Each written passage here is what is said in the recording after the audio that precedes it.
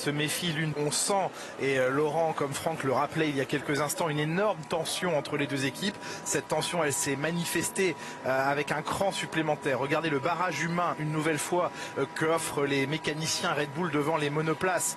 Ici, je pense celle de Max Verstappen. Oui, c'est celle de Max Verstappen, car on ne veut absolument pas montrer les ancrages et la manière dont est installé le système. Ce qu'on a su par contre par les documents FIA, c'est qu'il y a de petits amortisseurs, de petits ressorts qui font fonctionner le DRS et que ceux-ci ont une nouvelle fois été changés sous régime de parc fermé avant la course dimanche dernier. Une nouvelle fois, ils changent des trucs, Red Bull, hein. Pas les vibrations. C'est pas lamentable ça.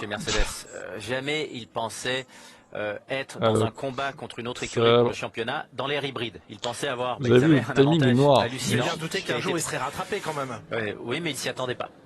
C'était peut-être un peu arrogant. Magnifique. Ils ont dû le gérer cette fois-ci. Et de l'autre côté, Red Bull pensait pas être capable d'aller... Oui, aller gagner des courses, oui, mais se battre ou être devant au championnat comme cette saison, ça, ils ne s'y attendaient pas non plus. Dans la course au titre aussi longtemps. De mener la course au titre. Donc, ils sentent qu'il y a une opportunité qui est peut-être unique, qui n'arrivera probablement pas les années suivantes, puisque Honda se retire aussi. Honda se retire, mais ils vont garder le plein capital de ce que Honda peut leur apporter. Ils récupèrent la propriété intellectuelle de Honda, ils gardent les hommes de Honda. Honda reste finalement l'année prochaine. La seule chose qui ne soit plus engagée, c'est le nom officiel de Honda. Tout le reste demeure. Mais les moteurs de développement. Mais de toute façon, le moteur est gelé en début d'année. Donc Honda on l'a vu chez Mercedes, un moteur gelé, ça ne progresse pas durant la saison. Honda va continuer le développement du moteur 2022, puisque tout le monde aura le droit d'apporter une nouvelle version de son moteur pour 2022. Et une fois que toutes les évolutions auront été faites, le moteur sera gelé pour les années à venir jusqu'à fin 2024, voire fin 2025. La sortie des stands d'ici quelques instants de Nikita Mazepin avec non pas un nouveau châssis, mais un châssis différent de celui qui était utilisé hier par le pilote russe. Pourquoi pas nouveau? Parce qu'il revient à l'ancien châssis, le fameux châssis trop lourd, pénible, que Nikita Mazepin ne voulait plus utiliser, qu'il avait fini par laisser de côté puisqu'un nouveau châssis avait été construit et il en bénéficiait jusqu'à hier, sauf qu'hier il l'a endommagé, touché semble-t-il par quelque chose en piste. Il dit au moment où j'ai senti passer quelque chose sous ma voiture, je n'étais pourtant pas sur un vibreur. Le résultat est le même, il a fallu changer de châssis et la FIA ce matin a approuvé le changement. Oh là, voilà, ça marche pas pour Mazepin. C'est pas une procédure de départ. Drapeau jaune dans le secteur des stands. Là, on fait la procédure complète d'extinction du moteur et de l'ensemble. Mais ils peuvent pas aller en piste. Peuvent pas y aller. Il faut que les commissaires poussent la voiture jusqu'à la ligne de sortie des stands. Salut Roland. Et donc ce châssis, j'en termine, eh bien c'est l'ancien châssis, celui du début de saison, qui est un peu plus lourd que le nouveau, mais qui a été endommagé hier. Donc Nikita Mazepin, pas très heureux de le récupérer, et surtout pas très heureux de ne pas pouvoir le tester en piste. Alonso serait-il jamais sur la voiture, c'est un drapeau rouge. Ça on peut se demander effectivement. Au commissaire d'intervenir, Jacques. Et châssis plus lourd, donc plus résistant peut-être sur les montées. Peut-être aussi. Peut-être également. Drapeau rouge, c'est une blague. Oh, Mazepin, hein. Merci à lui, hein. Je sens que ça va pas beaucoup rouler dans cette séance 3. Dès qu'il a au démarrage, ça va vraiment être... Mazepin. Donc il va sortir de sa monoplace. Alors je pense que sous régime de drapeau rouge, les mécaniciens ont dû recevoir l'aval de la direction de course d'aller chercher la monoplace directement sur la piste, puisque aucune monoplace n'a quitté la voie des stands et qu'ils sont en sécurité pour le faire. Revoyons. Bah en gros, hein, pour ceux qui n'ont pas les images, il s'est arrêté à la fin de la sortie des stands. Ah, c'est comme s'il manquait des cylindres. Moteur, un problème de moteur. Quand on voit les mécaniciens, c'est oui, c'est logique, c'est du bon sens que les commissaires. On parle beaucoup du bon sens depuis quelques jours. Là, le bon sens, c'est qu'effectivement la piste est sécurisée puisqu'elle est sous régime de drapeau rouge. On va en profiter pour vous retrouver, Franck Montagny, dans la voie des stands. Vous êtes proche de chez Mercedes. Bon, bah, ça laisse un peu plus de temps à tout le monde avant de pouvoir prendre la piste.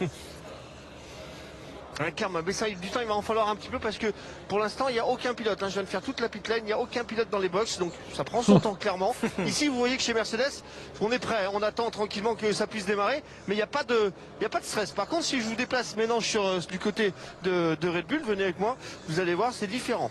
C'est très différent. On vous suit, je pense que Toto Wolff et Christian Horner, on va encore un petit peu s'amuser ensemble. Il y a toujours cette barrière des mécaniciens devant pour pas qu'on puisse voir ce qui se passe sur l'aileron arrière, mais clairement l'aileron arrière n'est toujours pas monté. Il y a toujours un problème avec ce DRS, c'est les ressorts qui ont posé le problème au Brésil, comme vous l'avez précisé. Ici on n'arrive pas à savoir encore ce que c'est, mais c'est la même chose sur les deux voitures, que ce soit Verstappen ici ou bien Perez, même procédure, même mécanicien. Et là on a ramené absolument tout le monde, que ce soit les mécaniciens Red Bull ou bien d'autres techniciens qui n'ont plus les habits Red Bull. Il y a énormément de monde qui sont autour de la voiture, ça veut dire que le problème est quand même très important, même si ça sourit un petit peu dans le box. On s'aperçoit quand même qu'on est dans l'urgence chez Red Bull. C'est pas très bon de préparer une fin de championnat comme ça.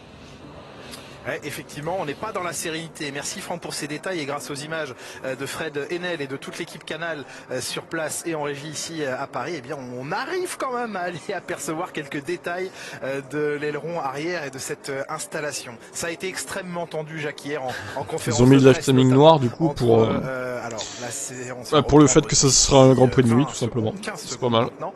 Alors, en tout cas, la voie des stands et la piste sera de nouveau accessible aux pilotes, à eux d'y aller quand ils le souhaiteront. Ça a été extrêmement tendu, disais-je, entre Toto Wolff et Christian Horner qui se sont renvoyés coup pour coup.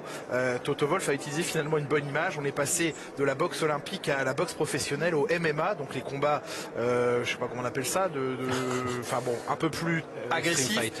Voilà, faudrait les mettre dans une cage, les deux, dans une cage de MMA. Oui, parce qu'il s'en passe plus entre les deux dirigeants d'écurie qu'entre les deux pilotes. Et on a bien compris dans leur propos, on le savait déjà avant, mais la conférence de presse hier n'a fait que le confirmer, qu'il serait prêt à se rendre coup pour coup, c'est le cas de le dire. Alors pas à coup de poing et à coup de pied, enfin on souhaite pas arriver là. Non, ce serait pas drôle, non pas dans ce sport. Et sans les gants en plus, Toto. Toto Wolff a dit que maintenant en plus on avait enlevé les gants, donc ça devient vraiment du street fight. En tout cas, l'un et l'autre sont prêts à porter réclamation contre l'écurie adverse. Ce que surveille particulièrement Red Bull aujourd'hui, c'est l'aileron arrière de Mercedes. Christian Horner dit hier, on a compris ce qu'ils font, on a vu, alors ça c'est peut-être un peu d'intox, mais on voit bien qu'il y a des marques qui se créent sur l'aileron, sur le flap supérieur de l'aileron arrière de Mercedes, et il lui a dit à Toto Wolff, on voit les marques qu'il y a sur votre aileron, on sait pourquoi vous obtenez ces marques. Il parle là ce sont ses propos, d'une flexibilité de l'aileron arrière qui donnerait, nous on est obligé de le mettre au conditionnel, un avantage de vitesse de pointe à Mercedes. Mercedes dit mais nous on est parfaitement dans les règles et dans le cadre du règlement technique, donc nous il n'y a pas de problème. Andrew Chauvelin, l'un des responsables de l'écurie, dit mais je vois même pas de quelle marque parle Christian Horner, il n'y a pas de marque sur notre aileron arrière, donc vous voyez qu'on se rend coup pour coup, mais Red Bull dit attention Mercedes, parce qu'on vous surveille, on vous a à l'œil, et ce week-end il n'y a qu'une seule ligne droite, donc ce sera peut-être un petit peu moins visible ce que Red Bull estime être un avantage obtenu par Mercedes, mais par contre les deux circuits qui arrivent ensuite, à savoir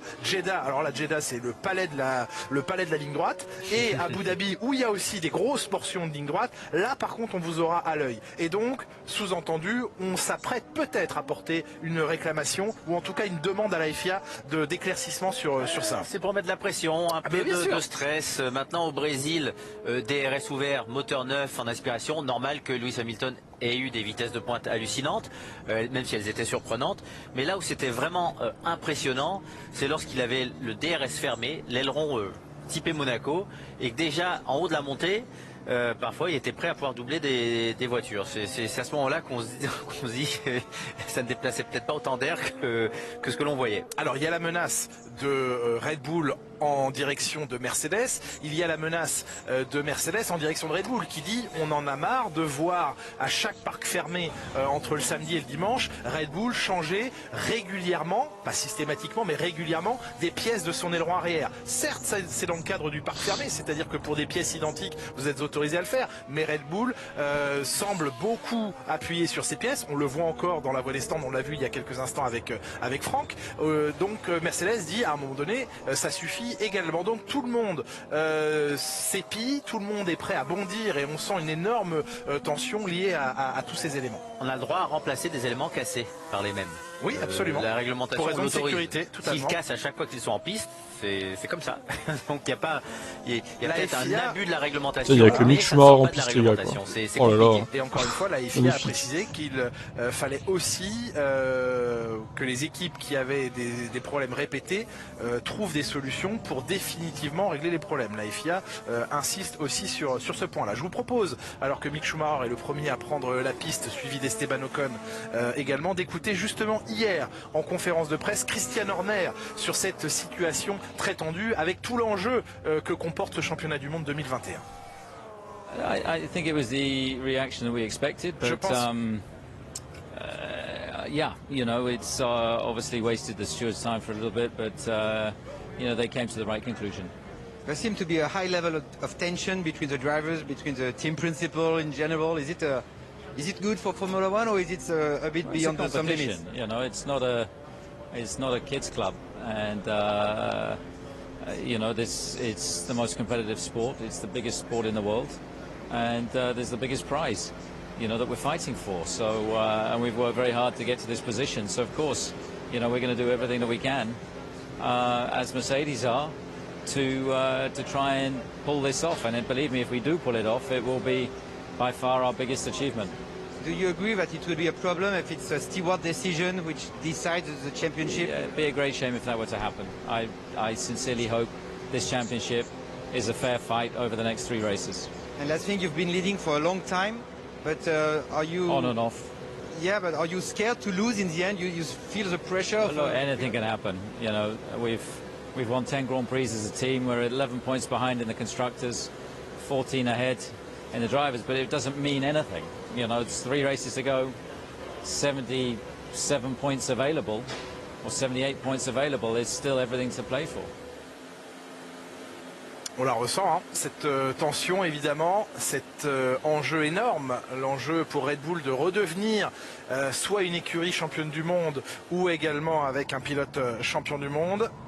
Et l'envie évidemment de Mercedes de conserver ses titres avec Hamilton et en tant qu'écurie. Ah oui, puis il a aussi dit que s'il le gagnait, ça serait leur plus beau championnat. Ça on peut le comprendre. On peut le comprendre parce que lorsqu'ils ont gagné les autres championnats, c'était comme Mercedes les dernières années, ils étaient au-dessus du lot et c'était un combat souvent à 2 pilotes, 2 coéquipiers.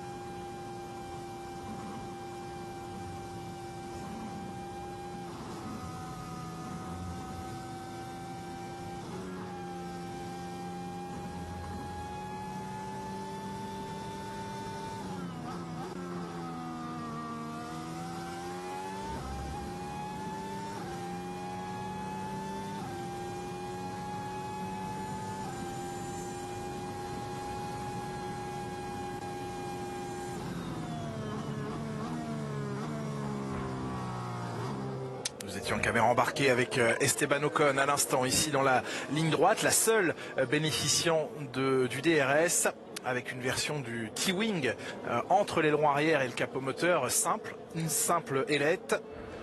Généralement on voit des doubles.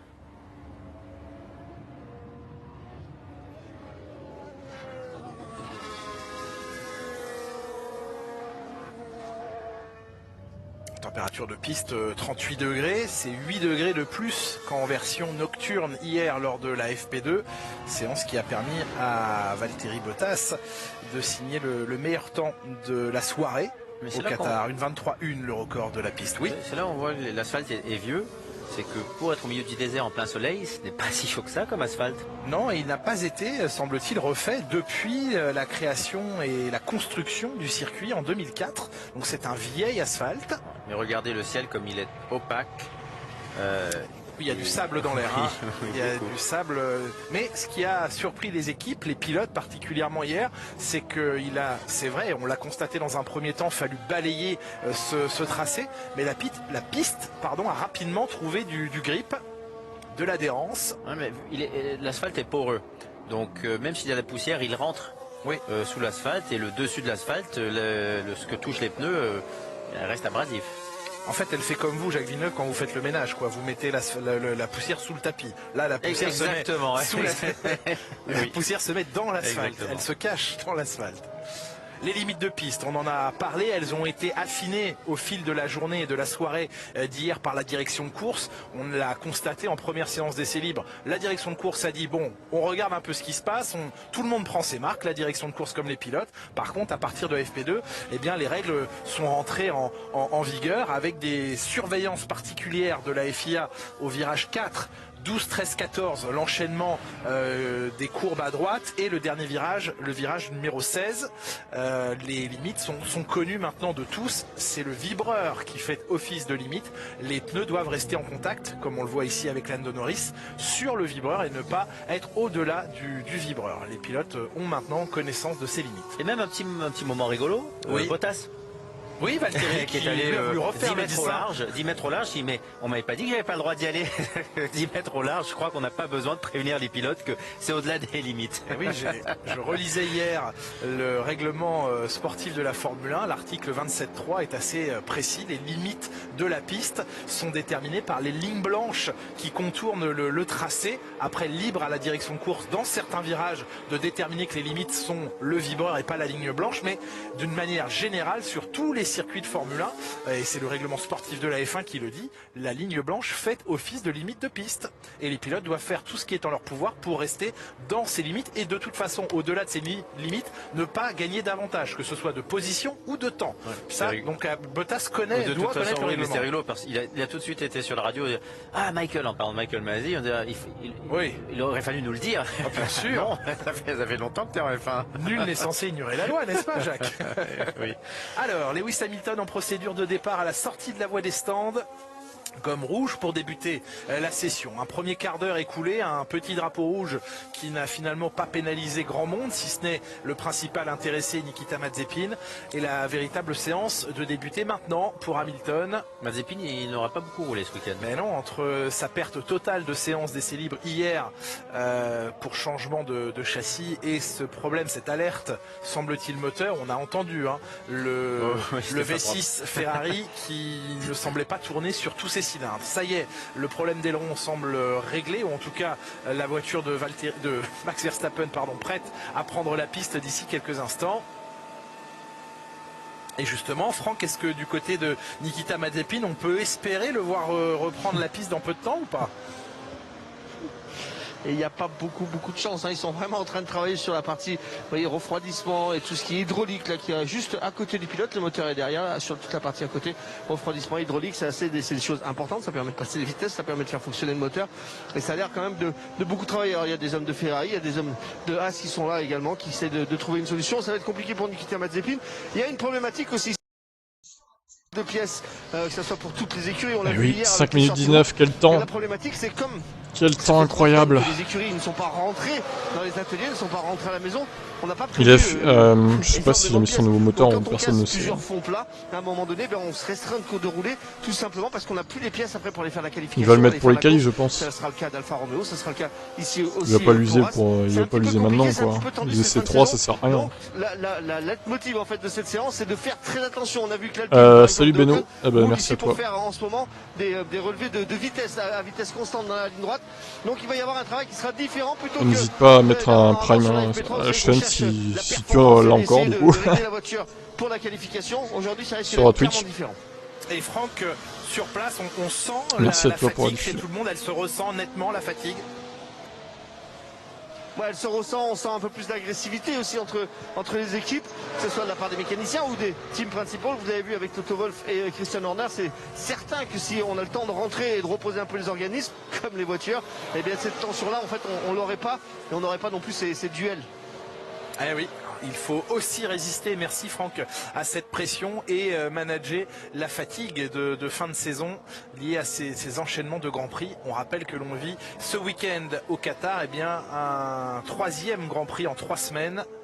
Il y aura ensuite une semaine de relâche, puis les 2 derniers Grands Prix de la saison arriveront début décembre. Arabie Saoudite et Abu Dhabi. Compliqué parce que c'est Brésil-Qatar, c'est quoi, c'est la porte d'à côté? Non, ce n'est pas la porte d'à côté. Une 24-0, le premier temps référence de Valtteri Bottas dans cette dernière séance d'essais libres. Le prochain rendez-vous, ce sera la qualification tout à l'heure à vivre sur Canal+, dès 14h45. Et puis demain, grande journée de sport mécanique sur l'antenne de Canal+, avec dès midi la Power Stage du rallye de Monza qui va décerner les titres mondiaux constructeurs et pilotes en championnat du monde des rallyes. Puis la Formule 1 dès 13h45 autour de Thomas Sénécal, de Laurent Dupin et Franck Montagny au Qatar. La grille dès 13h45, le Grand Prix, départ à 15h suivi de Formula 1.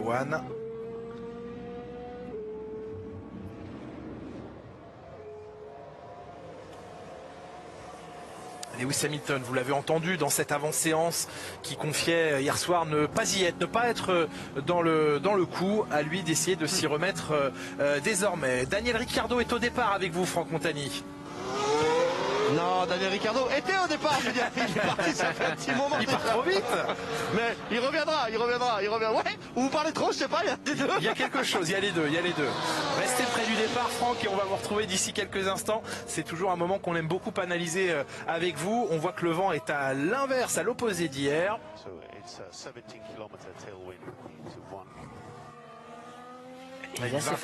Vingtaine de km/h, on parle de 17 km/h à la radio de Valtteri Bottas, on voit en temps réel ici 20 km/h de vent, mais totalement à l'inverse de la direction qui était la sienne hier. Et 20 km, ça se fait ressentir par les pilotes sur l'aérodynamique de la voiture, sur l'équilibre, s'ils l'ont de face à l'entrée d'un virage ou de dos.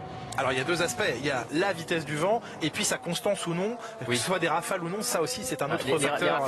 Les rafales sont pires, compliquées, oui.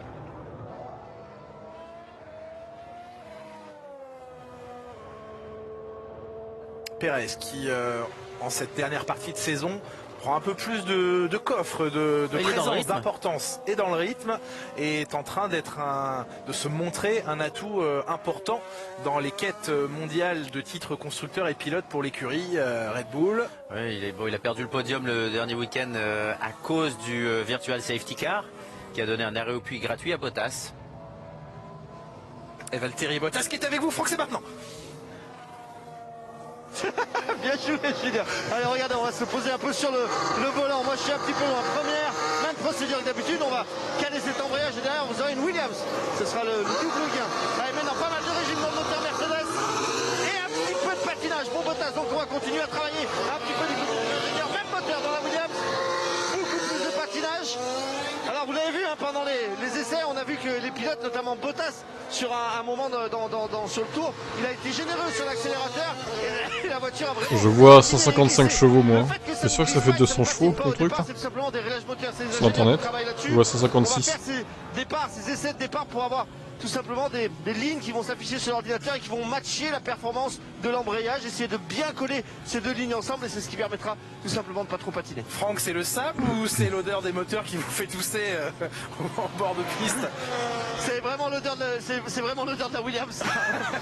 Et vous savez que bien différent.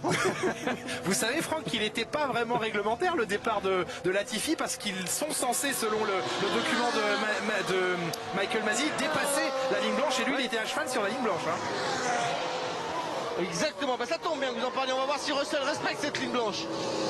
Il la passe. Et vous avez vu de la façon... Ah oui, je peux vous confirmer que la Williams sent complètement différemment des autres voitures. Avec beaucoup de régime et beaucoup de patinage, donc exactement les mêmes réglages de différentiel. Antonio Giovinazzi avec l'Alfa Romeo. Ils sont un petit peu en panne hein, sur les fonds plats. On peut le voir derrière, juste avant la roue avant droite, arrière droite, pardon. On voit que c'est été rafistolé un petit peu. Très peu de régime en god temps, mais ça décolle très bien.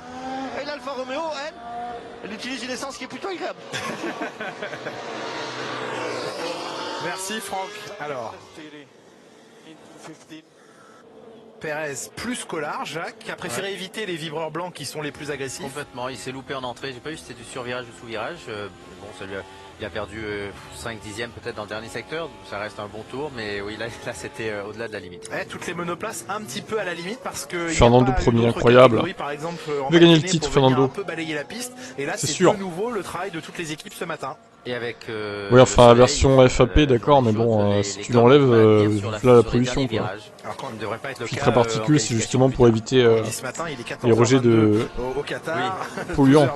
Enfin, limiter un peu les rejets polluants. Si tu l'enlèves, c'est la porte ouverte à la pollution totale.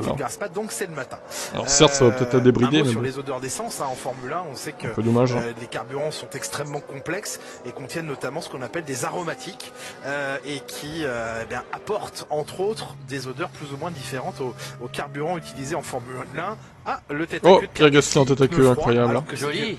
Ouais. Juste sur la... Ouais, mais il a réussi. Bah, je choisis pas, hein. C'est eux qui l'ont mis comme ça en noir.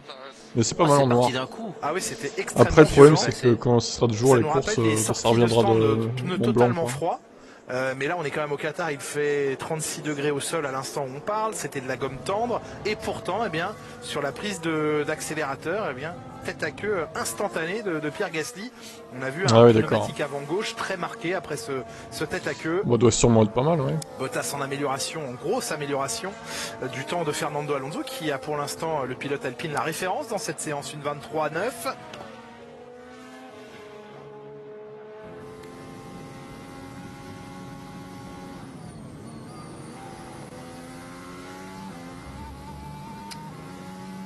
Dans les limites du circuit, Valtteri Bottas en passe de reprendre le meilleur temps à Fernando Alonso. C'est chose faite pour une demi-seconde. Le temps de Valtteri Bottas, une 23,387. Les deuxièmes tours qui fonctionnent à merveille aujourd'hui.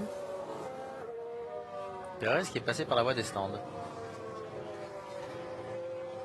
On parlait des carburants à l'instant, enjeu très important à l'avenir avec la volonté de la Formule 1 de faire appel à moyen terme à des carburants de synthèse et non plus issus du pétrole.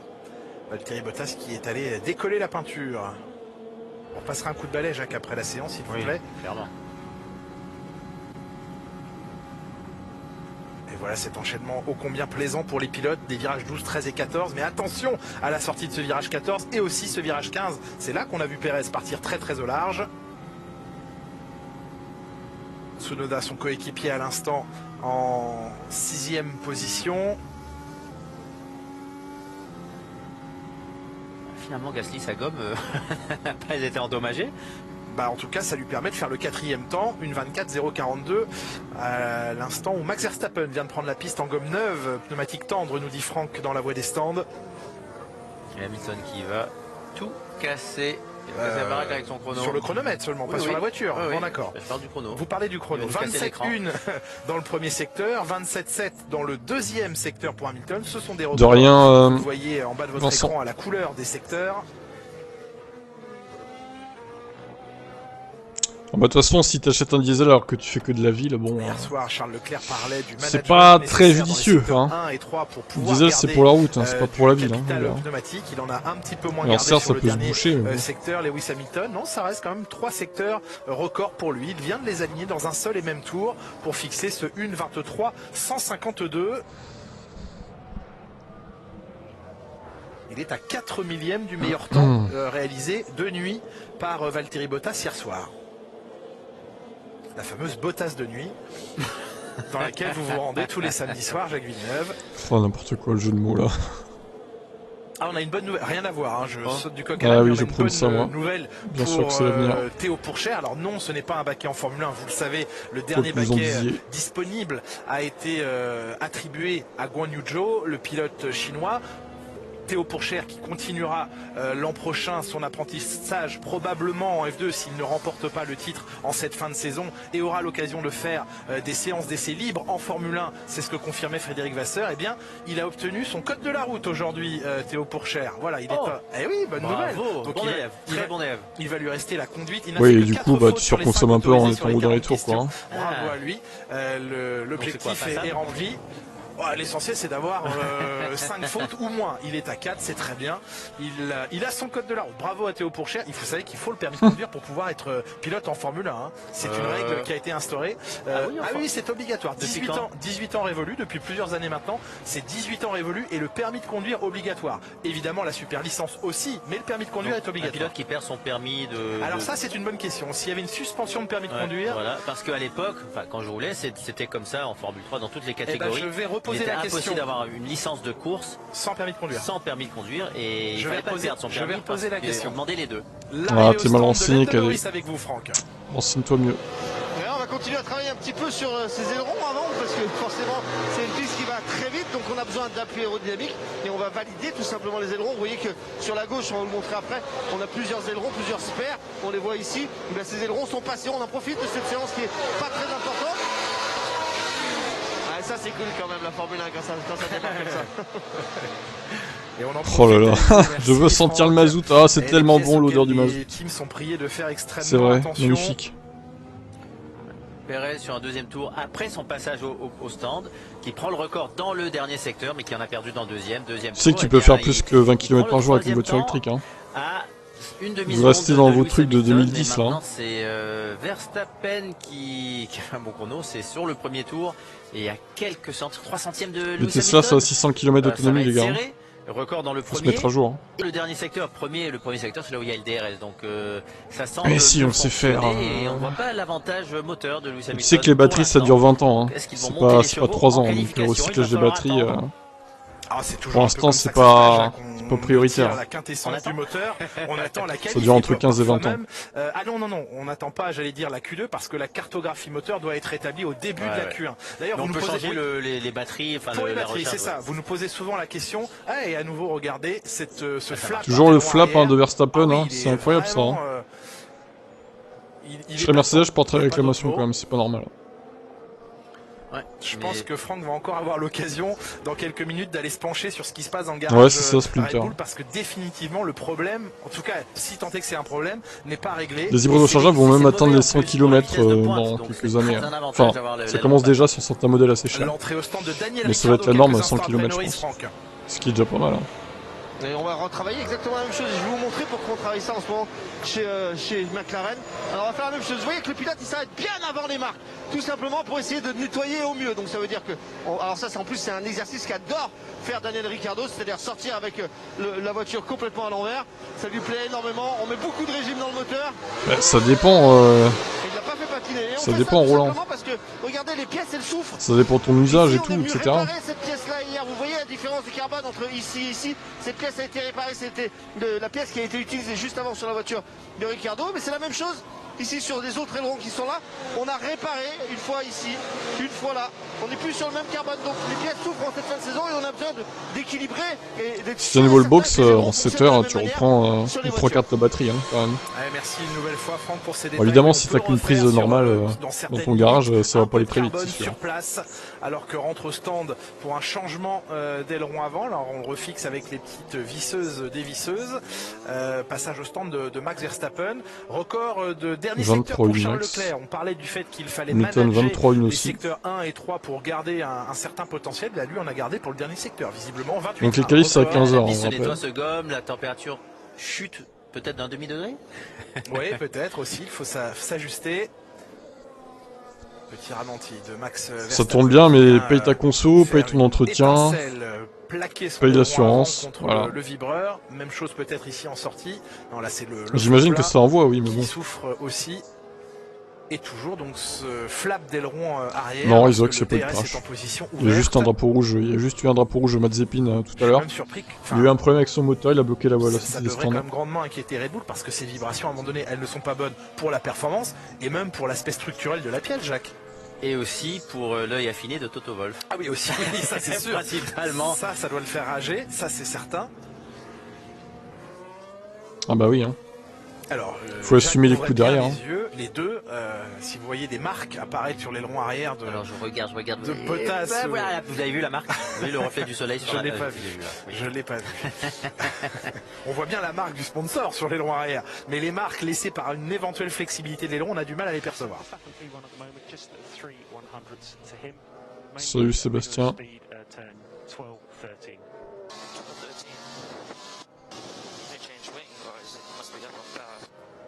They have good straight line speed. Check the rest out later.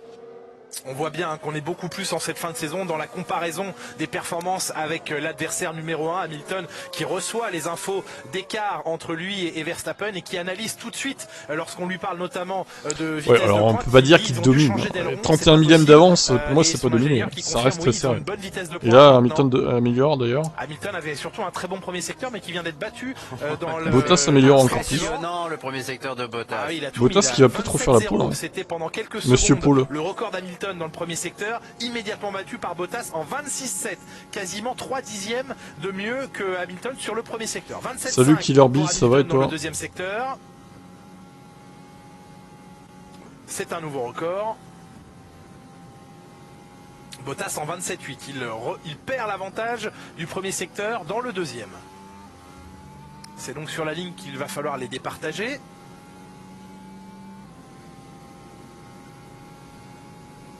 « 22,6, oula. Battu de 4 ah oui. Dixièmes, plus de 4 dixièmes et demi. Hamilton ça commence à bien descendre là. 655. Ça y est, la barre de la minute 23 vient de tomber. Et Bottas 22,5. Ouais. Amélioré par Valtteri Bottas pour 82 millièmes. Une 22,5. Là, les temps tombent drastiquement en cette... Troisième tour sur la gomme. Alors... Ou nouveau train de gomme. Vous voulez la réponse, Jacques? Oui, il y a eu un red flag de Mazepin, il n'y a pas eu de crash, c'est juste un problème mécanique. C'est un troisième tour, c'est un troisième tour. Je crois que l'aileron qui ballottait de Verstappen, c'était hier. Parce que là, il ne ballottait pas. Et ils n'ont on pas nous aurait remontré un aileron, un replay d'hier. Oui. On nous l'aurait dit, j'espère. Non, parce que là, ils ne ballottaient pas et je ne crois pas qu'ils ont réglé la situation. On nous a enduit dans l'erreur. C'est possible. Non, on est plein d'erreurs là. Totalement enduit d'erreurs. On va quand même vérifier ça, mais en tout cas, effectivement, à l'instant, il ne ballottait pas. Honnêtement, je suis surpris, Jacques, mais effectivement, l'image à l'instant est celle que l'on a vue, un aileron plus stable, mais je suis surpris que le replay qu'on nous ait montré tout à l'heure, s'il avait été filmé hier, donc il n'aurait pu l'être qu'en FP1, puisque c'était une image de jour, s'il avait été... Non, mais s'il avait été filmé hier, on nous l'aurait précisé. Retour au stand en attendant de Lewis Hamilton, Franck. C'est vrai. Et on va essayer de vous montrer cet aileron arrière. Vous voyez ce flap en haut, en dessous, la partie qui est en dessous, bien c'est celle-là, normalement qui est amovible, et on peut le voir légèrement sur le côté ici, il n'y a aucune marque. Mais c'est là qu'ils disent que l'aileron se plie un petit peu. C'est plus un problème avec le flap, c'est juste un problème avec le primaire et cette partie-là. Ça, c'est vraiment en train de prendre l'ascendance sur le clair en cette fin de saison. En position ouverte du DRS, c'est la partie inférieure, donc pas celle qui s'ouvre, qui éventuellement... Je suis pas sûr de ça quand même. C'est bien ce que vous nous dites, Franck. Exactement, c'est ça. Je suis pas trop d'accord. Ça reste très serré entre les deux. C'est cette partie-là qui pose problème parce que ça s'appelle aussi un bord de fuite et cette partie-là forcément est très importante. Et si vous arrivez à enlever 2 mm là-dessus, c'est vraiment sur l'extérieur. Hein. C'est l'extérieur et c'est la partie basse de cet aileron-là. Si vous arrivez à faire plier ça d'1 millimètre ou deux, c'est vraiment un gros gain parce que vous ouvrez la partie entre le flap et le primaire qui est en dessous. Et là, ça fait gagner du temps. Bon, de ce qu'on a vu sur le gros plan de Fred Enel ici, on n'a pas vu de marque. En tout cas, on continue de s'observer avec beaucoup d'attention chez Mercedes et chez Red Bull. Dans cette séance, pour l'instant, Bottas et Hamilton, les plus rapides, séparés par 82 millièmes de seconde. Max Verstappen à 4 dixièmes en 3e position, suivi par Leclerc et Sainz, les Ferrari, qui se positionnent maintenant avec ses 4e et 5e chronos devant Pierre Gasly, Fernando Alonso et Yuki Tsunoda. L'Alpine de Fernando Alonso cerné. Ouais, c'est bien des images d'aujourd'hui que l'on voit et ça vibre encore. Alors ça dépend des tours. Étonnant. Oui, des tours. S'il réussit à rester en place, ça va. Et dès qu'il se met à balloter, après, c'est mort.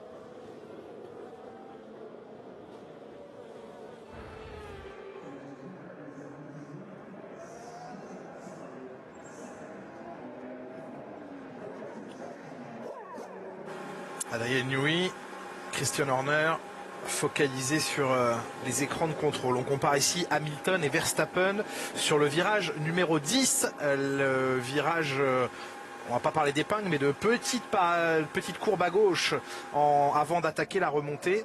Et on voit que la vitesse de Verstappen tombe beaucoup plus bas. On voit qu'au milieu de ce virage 10, au point le plus lent de ce virage, bien Hamilton conserve plus de vitesse. Vous voyez avec cette courbe violette qui reste au-dessus de la courbe verte qui représente la vitesse de Bottas sur un tour en cette fin de saison il cartonne, mais bon après en course mais la réaccélération ça reste moins bon quand même. Le virage semble assez bonne puisqu'il rejoint assez vite la courbe d'Hamilton. Mais sur la phase centrale de ce virage, peut-être qu'il prendra l'avantage l'année prochaine, un peu rien plus d'un dixième pour Hamilton. Ce qu'il faut mesurer, c'est la totalité du virage et en sortie jusqu'au freinage suivant, ce qui se passe réellement. C'est là qu'on connaît les écarts réels. Ouais, Pérez il est encore un peu loin. Oui, l'inspection minutieuse des pièces. Sans doute le pilote a-t-il averti son équipe qu'il avait touché un peu violemment un vibreur et donc les mécaniciens s'assurent que tout aille bien. Gasly était 3e. C'est seulement maintenant que vous en rendez compte. Oui. Eh bien non, il n'est pas 3e. Il était 6e. Il est 6e, oui. Parce qu'on a enlevé son temps. On a ôté son chrono. Ouais, Pierre Gasly qui, pour un dépassement de limite de piste au virage numéro 16, eh bien, a vu son chrono retiré. C'est pour ça que je m'en étais pas rendu compte. Oh, bah, mon petit je sentais venir le truc. Et là aussi, les vérifications chez Alfa Romeo. On continue de travailler sur une voiture totalement démontée pour Nikita Mazepin. Lui, il aura perdu 2 des 3 séances. Il n'aura couvert qu'une seule séance d'essai libre 2 jours hier. Ah, c'est la pire situation qu'il pouvait vivre sur un nouveau tracé. Il était avec Sergio Pérez le seul à être venu rouler ici au volant d'une monoplace, mais c'était il y a longtemps. Ça ne suffira pas à combler ces 2 heures d'essai libre qu'il va manquer et qu'il aura manqué. Le temps donc le 1:22.721 qui aurait effectivement placé Pierre Gasly 3e a été effacé puisqu'il est allé trop au large à la sortie du dernier virage. Procédure de départ pour Pierre Gasly.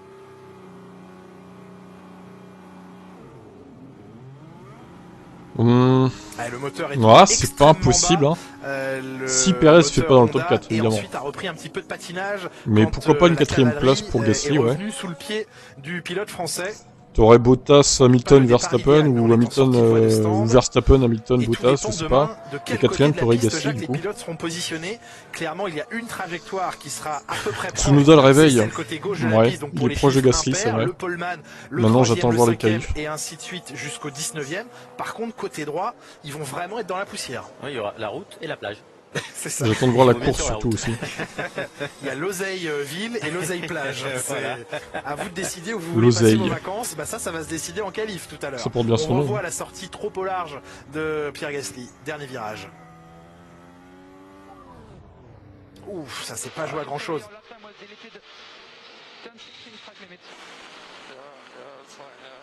Il accepte, hein, évidemment. Pierre dit ok, c'est bon. Intérieurement sur la caméra embarquée, c'est quasi impossible de mesurer le passage au-delà des limites. Sûrement que sur une vue extérieure plus explicite, les commissaires ont pu juger du fait que les 4 roues étaient au-delà du vibreur. Avant-dernier virage, entrée des stands que les pilotes ont appris à maîtriser sur ces 2 journées d'essai libre. 80 km/h la traversée de la voie des stands pour une longueur de 420 mètres, cette voie des stands.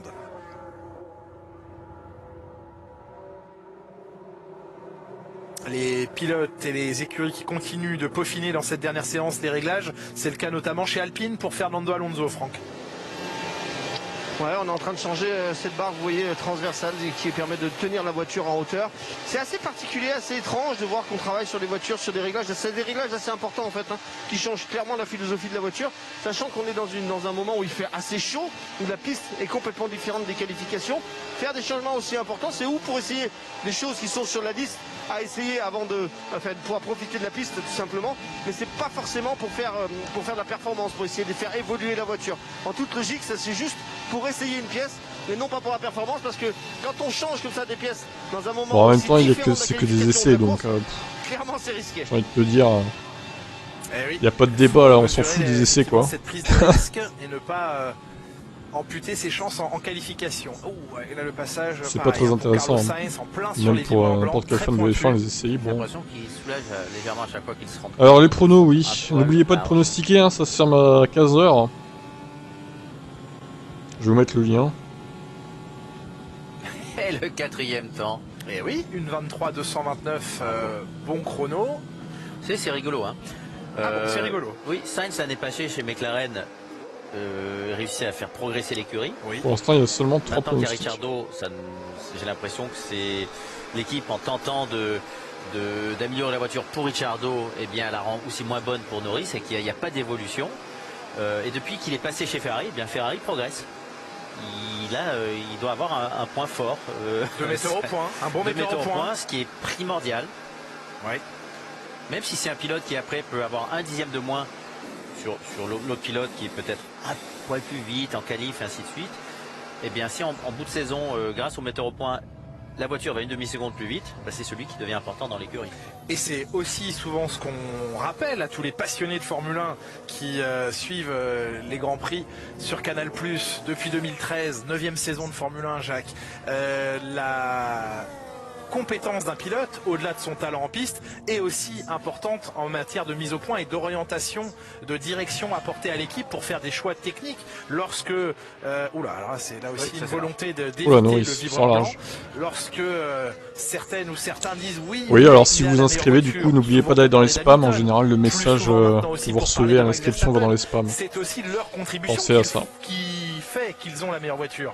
En grande partie, leur contribution, ils réussissent à faire travailler l'équipe avec eux et aussi à donner des directions d'évolution, de développement il a voulu de la monoplace. Pardon Jacques, oui, il a voulu éviter le vibreur. Il a quand même attrapé le début du vibreur blanc. Là, oui, il est rentré en travers, donc il n'a pas choisi d'aller au large comme ça. C'est qu'il est rentré en travers et ça n'a pas tenu.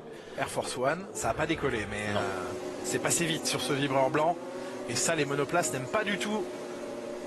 Comparaison de performance entre Hamilton et Verstappen dans les virages à moyenne vitesse. Avantage Hamilton.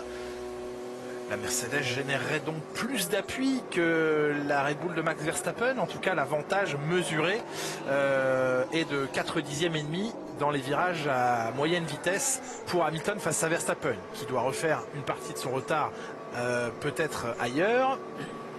En tout cas, être légal de cette voiture ailleurs, puisqu'il y a 4 dixièmes qui séparent au chronomètre Bottas de Verstappen. Ouais, le plein passage à...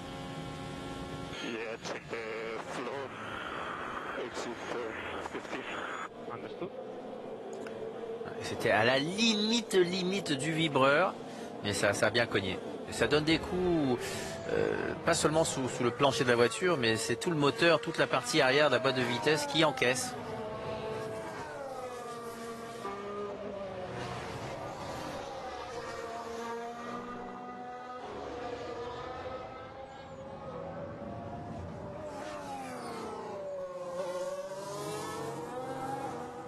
Compliqué pour Daniel Ricciardo de redevenir ou d'être un très bon metteur au point si déjà il n'a pas un bon feeling avec la voiture qu'il a entre les mains maintenant, non? Est-ce qu'il a été bon metteur au point? On ne le sait pas. Vous ne le savez pas, vous, Jacques? On n'en sait rien, parce que regardez, il commençait à se faire battre par Verstappen, il a changé d'écurie chez Renault, ça a mis du temps et on a travaillé pour le rendre lui rapide. Il n'a pas amélioré la voiture du coéquipier. Le coéquipier n'a jamais été plus vite. Lui, tranquillement, on s'est battu pour qu'il aille de plus en plus vite. Et j'ai l'impression qu'à chaque fois, ça ralentit un peu les progrès de l'écurie. Et c'est ce qui se passe maintenant chez McLaren. Analyse intéressante de votre part, Jacques.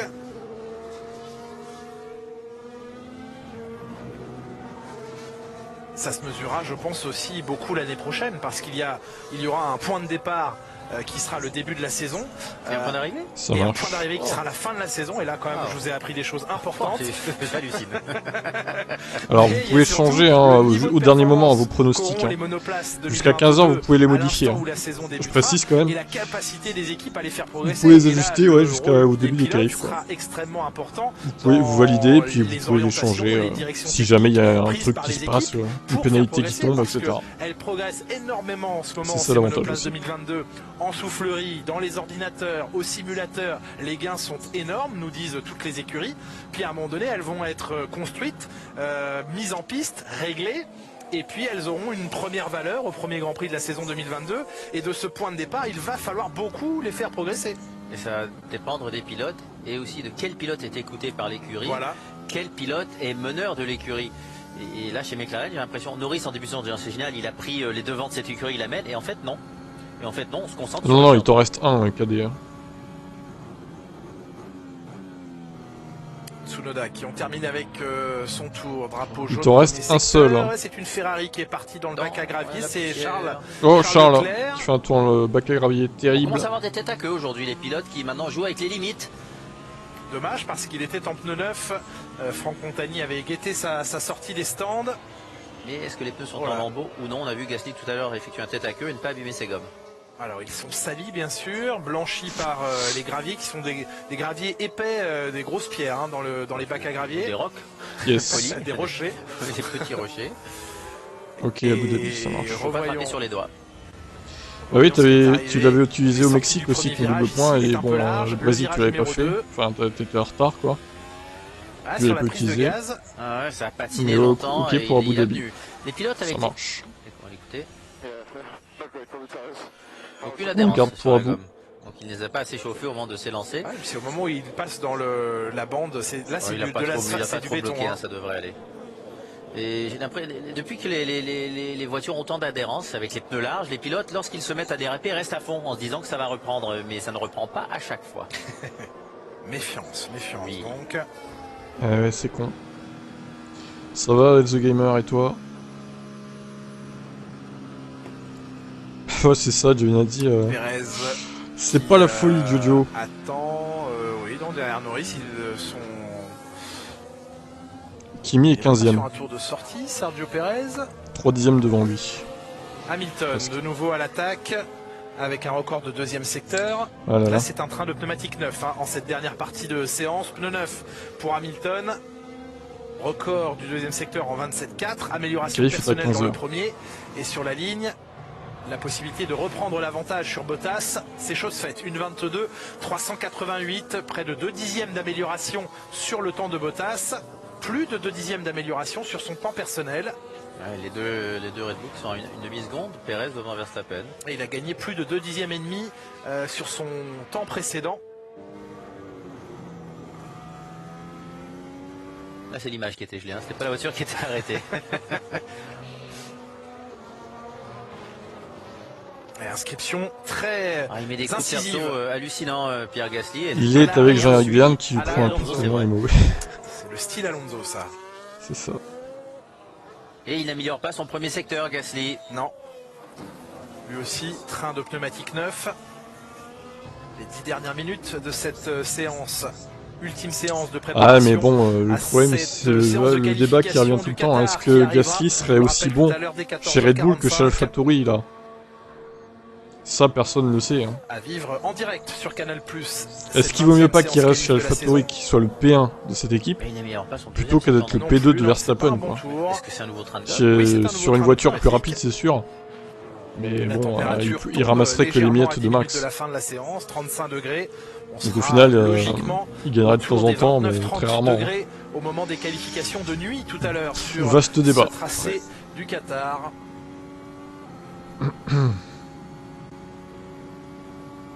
Ah non, au-delà de la minute 23 pour Pierre Gasly. Mais il améliore. Son chrono sans améliorer ses partiels. Ah, c'est parce qu'on avait effacé son temps. Son temps précédent, absolument. Ouais.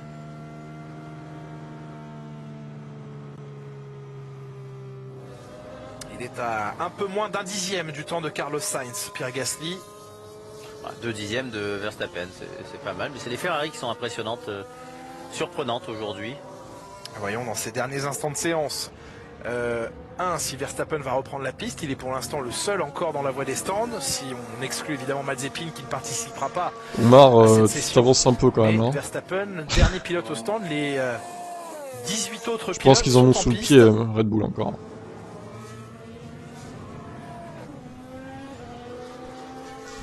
Perez qui est devant Verstappen, hein. Oh là là, incroyable. Oh, ça prouve qu'ils en ont sous le pied avec Max. Hein. Il peut pas être devant Max, Perez. Pour Sébastien Vettel. Et au passage de la ligne, à nouveau Bottas reprend l'avantage sur Hamilton. Et Bottas, 22-3, incroyable, c'est très serré entre les deux. Il y avait 82 millièmes d'écart entre eux sur la précédente tentative, 78 millièmes. L'écart se resserre. Niveau de performance vraiment extrêmement proche des deux Mercedes. Tour de sortie de stand pour Sergio Pérez. On attend l'entrée en piste d'ici quelques instants de Verstappen. Pérez, il est pas si vieux que ça, hein, les gars. Il a 31 ans, je crois. Changement je vais vérifier, mais il est pas futur retraité non plus. Hein. Alors c'est sûr que Gasly est plus jeune, mais bon... Ouais, 31 ans. Spec différent, ou vérifier s'il fonctionne, peut-être réparé. Il y a encore quelques années devant lui quand même, Pérez. On s'attend à avoir un problème pendant la course. Ça peut Gasly, être une spec il a... différent, ça peut être une spec identique, mais avec des réglages de flaps différents. Ça peut être exactement le même aileron, mais changé parce qu'on a un doute sur le précédent. Et ça nous fait regarder l'aileron avant plutôt que de... Regardez l'aileron arrière. Bravo, c'est souvent le jeu. Qu'est-ce que font les équipes lorsqu'ils ont une nouvelle pièce? Ils montrent autre chose. Ils montrent autre chose. Et ils cachent autre Diversion. chose. Comme ça, c'est ça qu'on essaye de regarder. Vous devriez faire de la magie, Jacques Villeneuve. Ça fait 40 ans que c'est comme ça. Ouais, je suis un peu d'accord avec Roland. On le faisait déjà. Vous étiez déjà un magicien? Non, il a pas 24 ans, il a 26 ans, Gasly. 25. 25. Et bientôt 26 parce qu'il est né en février, donc dans 3 mois il aura 26 ans. Ça fonctionne bien pour Alonso. 27-1, ça marche bien. Après bon, il reste beaucoup plus jeune que Pérez, c'est sûr. Mais bon, dans la course, il est pas futur retraité Pérez. Classement, il a au moins 4-5 ans devant lui, je pense. L'avantage toujours est cette 5e place au championnat détenue par Alpine à égalité de points pour l'instant avec AlphaTauri. La victoire d'Esteban Ocon en Hongrie. Il aura une belle carrière en F1 quand même. En cas d'égalité de points. Allez, sortie des stands pour Verstappen d'ici quelques secondes. Pneumatique brillant, neuf, chaussé sur la Red Bull. Est-ce que ça sera un chrono brillant et Alonso qui continue d'améliorer ces deux secteurs, on l'a vu, il était en gros mode attaque. Restez concentrés jusqu'à la fin de la séance, s'il vous plaît, Jacques. Fernando Alonso, peut-être une amélioration de tous ces secteurs au passage de la ligne de justesse. Les pneumatiques restent sur Alonso qui arrive, numéro 16. Et qui va nous plaquer un 23. Et l'amélioration effectivement des 3 secteurs de l'Espagnol. Le pilote Alpine qui repasse au 7e rang devant la Ferrari de Leclerc. Une 23, ouais, je pense aussi, Lance Stroll, que lui est-il arrivé dans le dernier virage? Stroll à la faute. Ah oui, là au point qu'il évite là aussi les parties. Stroll il est en grave difficulté hein, ce week-end. Oh là, il gueule à la radio en plus. Ça va aider les ingénieurs ça. La voiture c'est bip bip bip bip. Qu'est-ce qu'il a bien pu vouloir dire? Je ne sais pas. Pérez il a eu une victoire quand même avant d'aller chez Red Bull, il y a eu des podiums, etc. Il est très solide en course. Il gère très bien ses pneus. C'est un bon pilote, je trouve. Oui, mais Jacques, je fais appel à votre. C'est pas le meilleur du plateau, mais tout à fait légendaire. Il fait partie du top 10, je pense. Sa colère. Et dans ces cas-là, on allume la radio, on hurle un bon coup et ça va mieux. On peut aussi juste crier dans son casque sans appuyer. Oui, mais le fait que les autres, ça c'est de la psychologie. Il faut que bah ouais, Aston Martin c'est pas brillant. De la frustration. Vettel arrive à sortir un peu la tête de l'eau, mais Stroll il est totalement en train de couler. Voilà. Et on sent beaucoup de frustration chez Stroll depuis quelques temps. On va l'abonner à Psychologie Magazine et puis ça ira mieux. Voilà. Français ou anglais? Ce que vous voulez. Il faut lire. Non, il faut lire. Il faut lire, c'est important. Il faut lire. Oula, Mick Schumacher est parti à la faute. Il est oh là là, mais Mick, au même endroit que le tête à queue de Gasly et de Leclerc tout à l'heure. Piégeur, pourtant le vent est de face à cet endroit. Ah, c'est lorsque le vent tourne. Oui, c'est lorsqu'il passe de face à arrière. Alors il ne semble pas avoir été touché le bac à gravier. Non.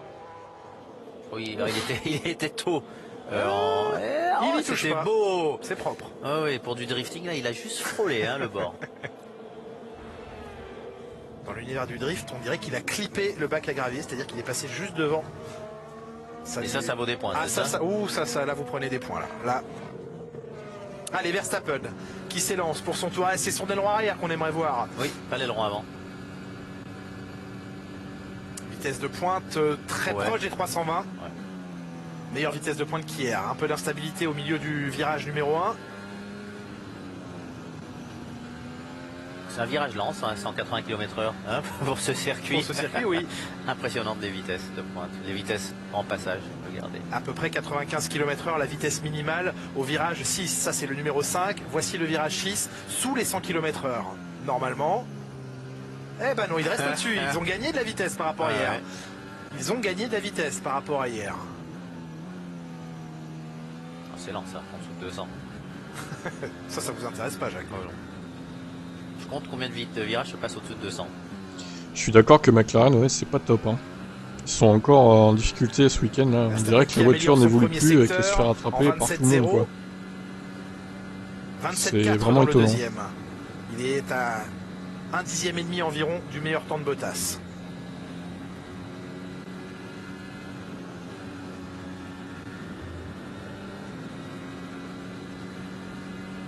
Et Verstappen qui arrive pour alors, est-ce que ces enchaînements des virages améliorer les chronos peut-être. 15-16 ça va bien parti. Verstappen a comblé son retard sur les Mercedes. La réponse au passage de la ligne, eh bien, non, combler une partie seulement du retard. Max Verstappen, troisième temps à 3 dixièmes et demi, c'est loin. Et 7 virages au-dessus. Ça sent la réclamation de Red Bull. Ils vont ranger d'être derrière. Là, ils vont poster réclamation contre Mercedes. Je le sens bien. Tout votre esprit, évidemment. Ah bah ça prend de la place dans le disque. Je le sens bien comme ça. Verstappen qui glisse un petit peu, on le voit. Ici, c'était au milieu, je crois, du virage numéro 1. Ocon, ouais, il se fait tabasser par Alonso là. Une seconde dans la gueule. Waouh. 9 dixièmes. Bon après il a peut-être été gêné ou quoi, mais ça me paraît beaucoup quand même, hein, 9 dixièmes. Non, près de 3 dixièmes et demi de retard pour Max Verstappen sur les Mercedes. Ouais, c'est beaucoup. Alors qu'Hamilton est de nouveau en amélioration, 26-8 ce premier secteur. Il l'aime. Il l'aime beaucoup. C'est là où il y a une ligne droite, non, je crois. Il y a la ligne droite, oui, bien sûr. Alors si vous souhaitez suivre l'actu de la chaîne, enfin de la F1, je propose ma chaîne vraiment 100% F1. Parce que là, la chaîne sur laquelle vous êtes, c'est pas que de la F1. Il n'y a pas de F1 en fait. Je fais juste les lives dessus pour promouvoir cette chaîne. Mais... ça semble être au-delà. Du coup, ça c'est la chaîne 100% F1. Si vous voulez vous abonner, n'hésitez pas. Du coup, Hamilton qui arrive et qui va peut-être améliorer. Attention. Non. Oh non, c'est raté. Regardez ce qu'il a perdu 3 dans dixièmes. le secteur. 4 dixièmes de perdu dans le dernier secteur. Il a trop perdu dans le dernier secteur. On l'a vu, ça glissait. 28-3, le dernier secteur ne permet pas à Lewis Hamilton d'améliorer son chrono. Verstappen lui est il a fait une erreur dans le dernier secteur. À 1 minute 20 de la fin de la séance.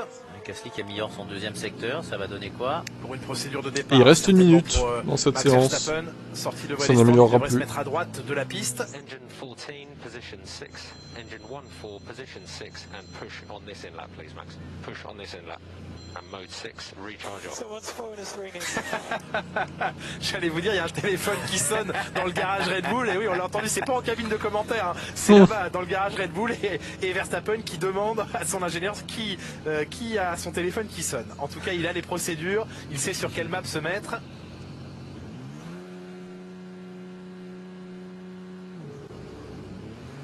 Ah, ça part bien. Hein. Gasly qui s'est intercalé entre Red Bull. Toujours prêt à sortir des déclarations assassines. Merci, je voulais connaître tous les secrets. Vous n'avez pas réussi à avoir les réponses de Mercedes hier. C'est un coup dur, ça. C'est un coup dur. Mais moi, ils ont décroché, par contre. Ah, oui, mais après, ils ont été obligés de donner une réponse un peu comme ça. Ils ont noyé le poisson. Voilà. Ils ont noyé le poisson. Ils ont pas besoin de ah, c'est sûr qu'au niveau charisme, Stroll pareil. Hein. C'est pas... Ils se sentiraient obligés de dire la vérité. C'est pas la folie, quoi. C'est difficile. Vous savez ce qu'ils ont mis à Jacques Villeneuve dans leur répertoire, ne pas répondre. Quand vous appelez, c'est ça qui apparaît. Alors, on compare, regardez à droite de votre écran, alors que cette séance se termine, la comparaison des meilleurs secteurs alignés de tous les pilotes. Bottas et Hamilton sont dans le même millième de seconde. Centième. Ah bah 0-0 après la virgule, on est au millième près. Ah, mais on parle pas du millième. En tout cas, dans le même centième. Et donc, pour les départager, il faut aller au millième de seconde. Voilà, merci. Voilà. Je vous en prie, Jacques. Verstappen à une demi-seconde. Ça, par contre, c'est douloureux. Perez à 8 dixièmes. La demi-seconde idéale d'écart avec les Mercedes est douloureuse là pour Max Verstappen. Pierre Gasly. J'hésite à pronostiquer Bottas ou Hamilton en pôle, mais ça se trouve, ça sera Verstappen du coup. C'est Leclerc. Et les Alpines, l'Alpine d'Alonso devant la McLaren de Ricciardo, l'Alpine d'Ocon devant celle de Norris. Fin de session donc, retour au stand pour celui qui restera le plus rapide. C'est fou que Bottas soit si en forme dans cette fin de saison quand même. Enfin, si en forme. Il s'est quand même pris une tôle au Brésil la semaine dernière en course, mais bon. Sur un tour, il est vraiment au taquet quoi. La prochaine référence qu'il faudra poser, ce sera tout à l'heure. Ouais, c'est ça un peu. Bon allez, sur ce, j'arrête là pour ce live et je vous dis à tout à l'heure avant 15h, 14h45 je pense. Dans les équipes. Pour les qualifs, dans 1h45 du coup. Les contrôleurs. Ocon il a passé mon nom pour les fins en wake, ça va être très bon car il économise des pneumatiques pour s'assurer que les bons trains ont été associés aux bons pilotes.